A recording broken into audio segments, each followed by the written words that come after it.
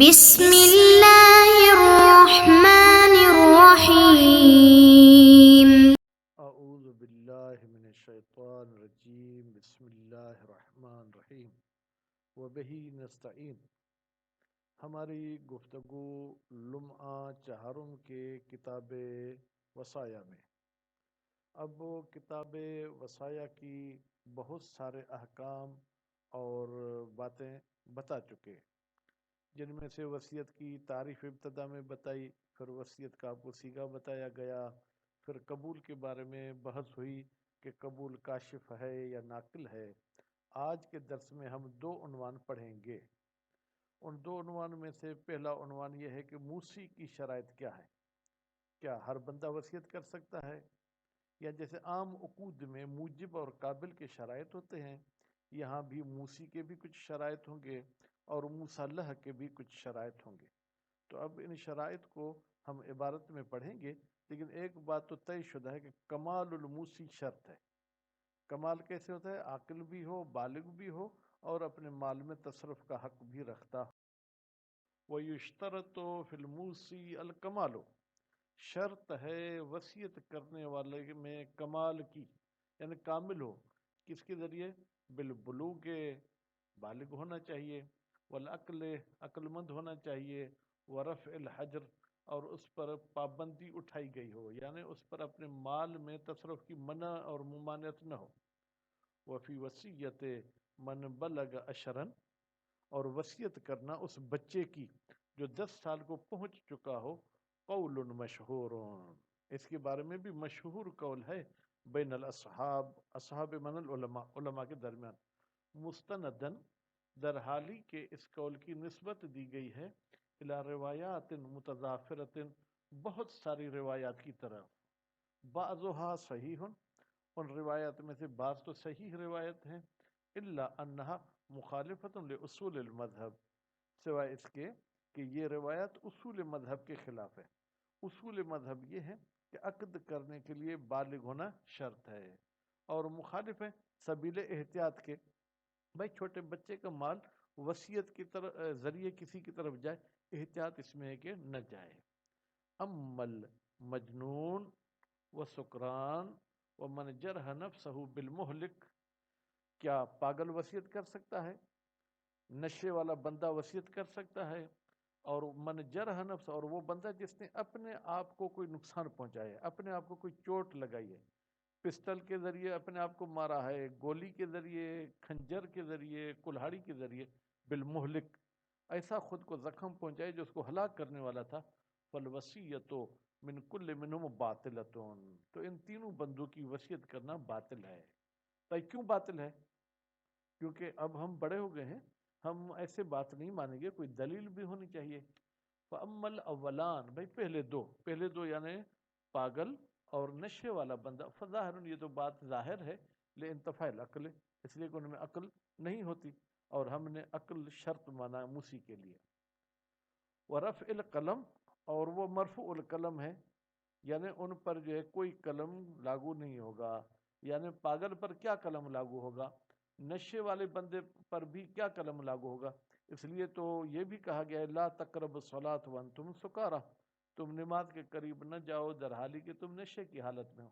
واما الاخیر، باقی آخری بندہ بچ گیا جس نے خود کو زخمی کیا تھا، ہم نے کہا کہ اس کی بھی وصیت باطل ہے، فمستندہ، اس آخری کی دلیل صحیح ہے، تو ابی ولاد ان صادق علیہ السلام، ابو ولاد صاحب راوی ہیں، انہوں نے امام جعفر صادق علیہ السلام سے روایت نقل کی ہے۔ وہ روایت کیا ہے؟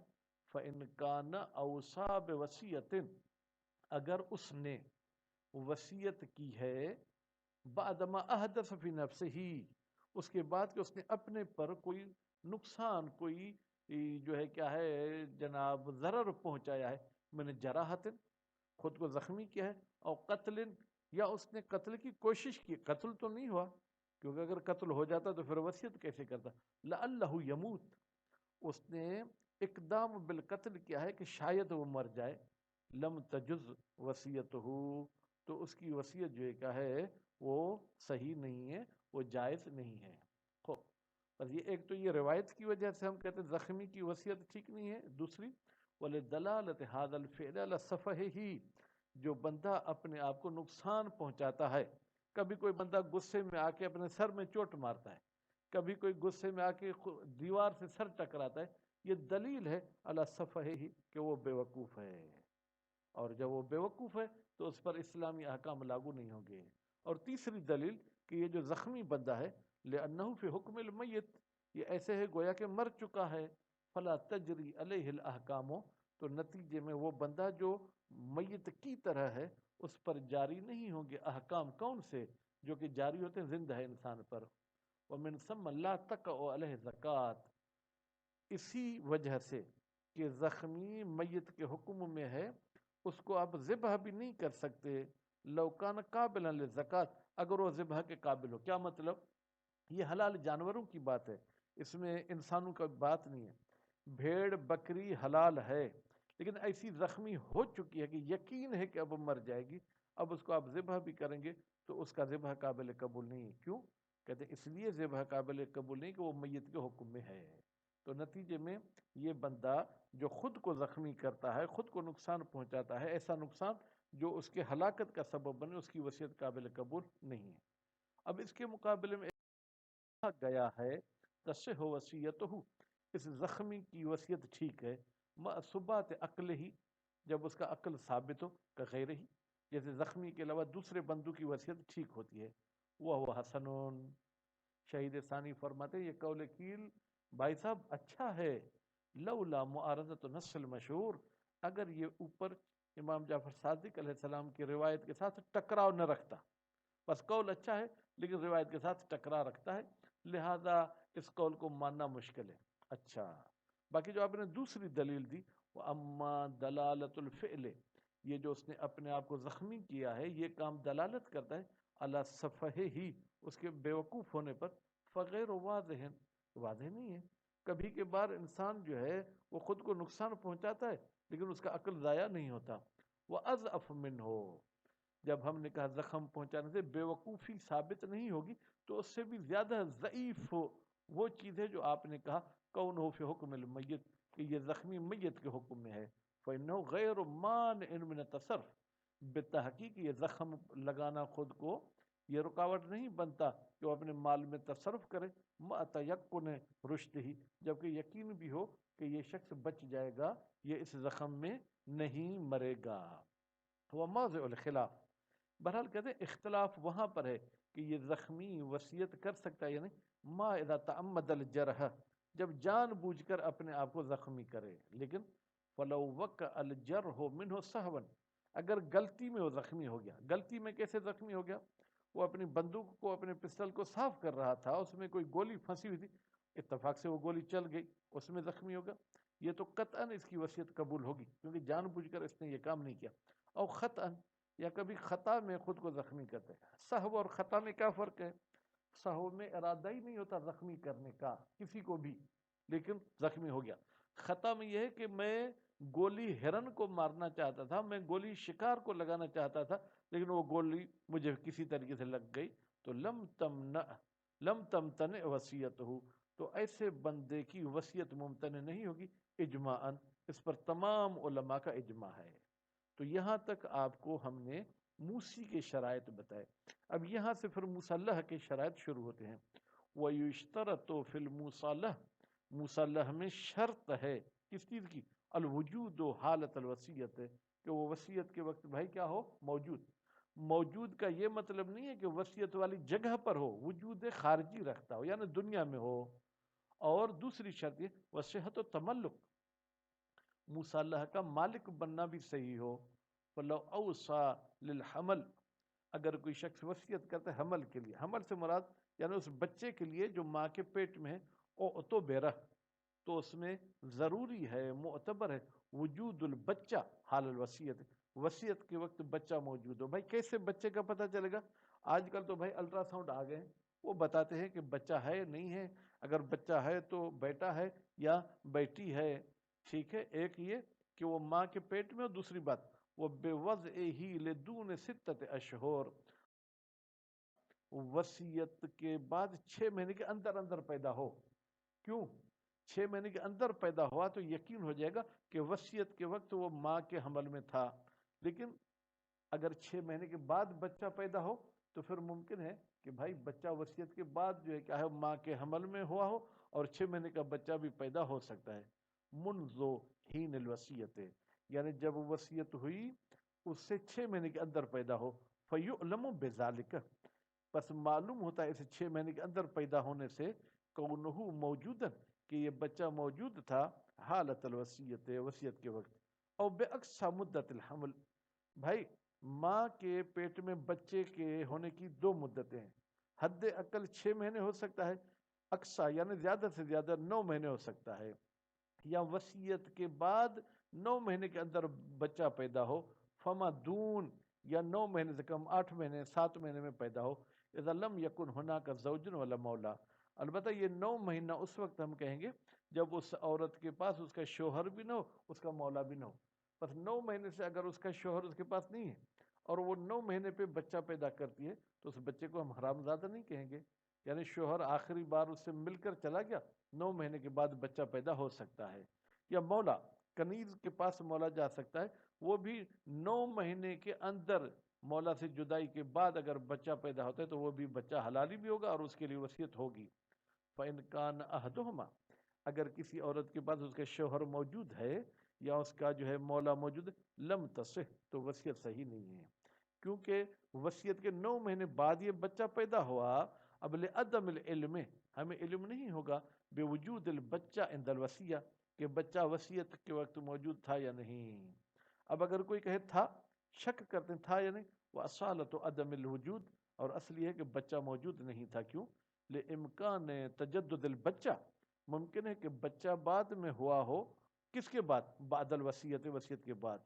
وقیام الاحتمال ما عدمہما بامکان زنا. اچھا پھر کوئی بندہ اپنے بدگمانی والی بات کرتا ہے، کہتا ہے کہ بھائی عورت کے شوہر 9 مہینے سے نہیں تھا اور اس کا مولا بھی 9 مہینے سے نہیں تھا، ممکن ہے وہ زنا کے ذریعے حاملہ ہوئی ہو اور بچہ 6 مہینے کا پیدا ہوا ہو، 7 مہینے کا پیدا ہو.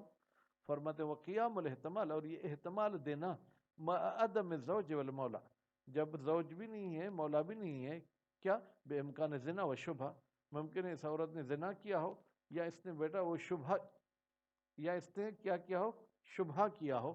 مندفعون، کہتے ہیں اس احتمال کی کوئی حیثیت نہیں ہے، یہ احتمال مندفع. کیوں؟